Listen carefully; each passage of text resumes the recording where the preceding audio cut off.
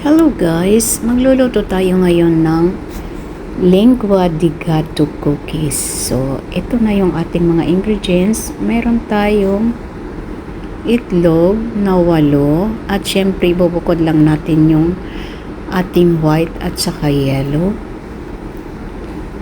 At meron din tayo dyan na 1 and 1/2 cup margarine.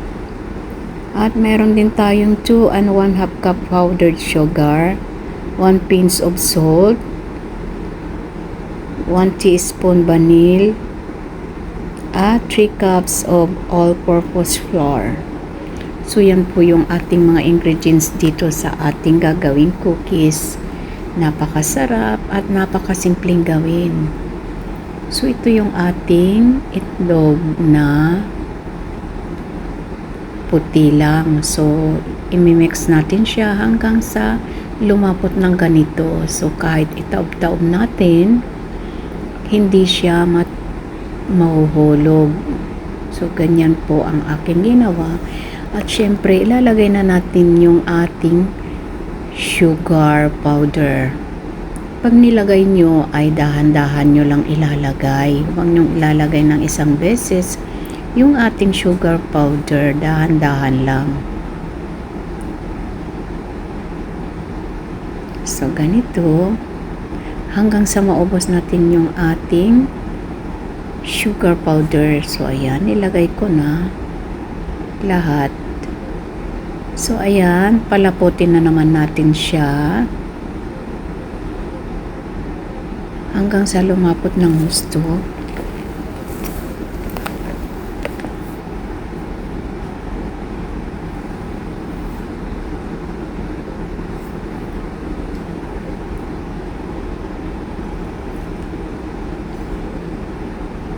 Madaling gawin lang ito at simple lang. At syempre napakasarap. Ang lasa nito ay parang yung sa eggnog ganon. So ayan, pwede na. Dahil malapot na. So ganito po ang kalalabasan ng ating white egg at saka yung powdered sugar. At ngayon naman, ang gagawin natin ay yung ating butter.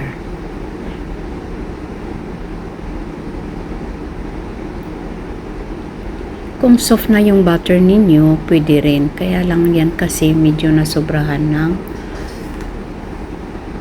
nalusaw na ng husto. So, ayan.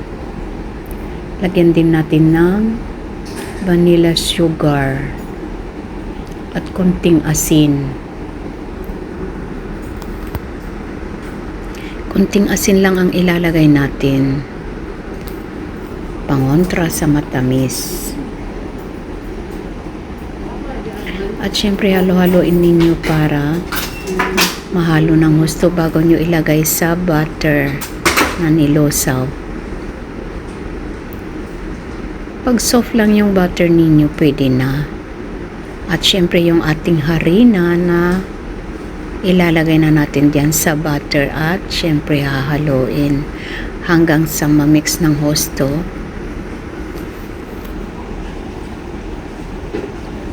Ginamitan ko na rin ng mixer kasi para mabilis. So ayan na yung kanyang kinalabasan.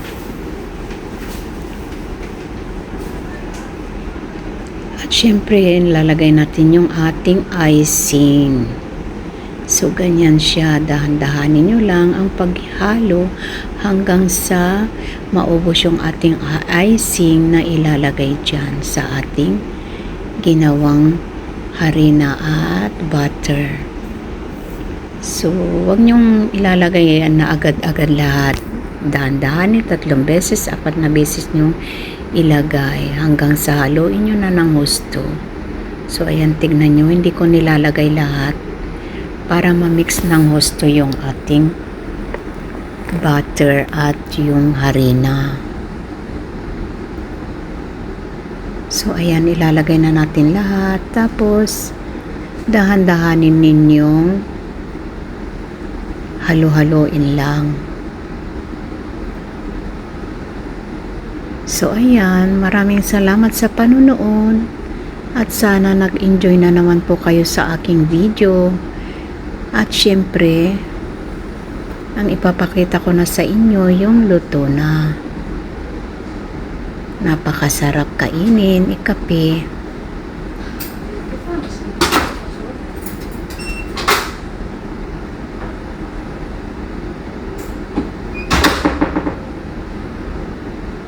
So ayan na. So ngayon kukuha tayo ng plastic na paglalagyan natin para hindi tayo mahirapan. So ganyan. Kahit yung walang design pwede naman kasi lalapat din. Kaya lang nilagay ko na dyan kasi yan na yung nakuha ko. So ganyan nilagay. Okay, thank you for watching guys.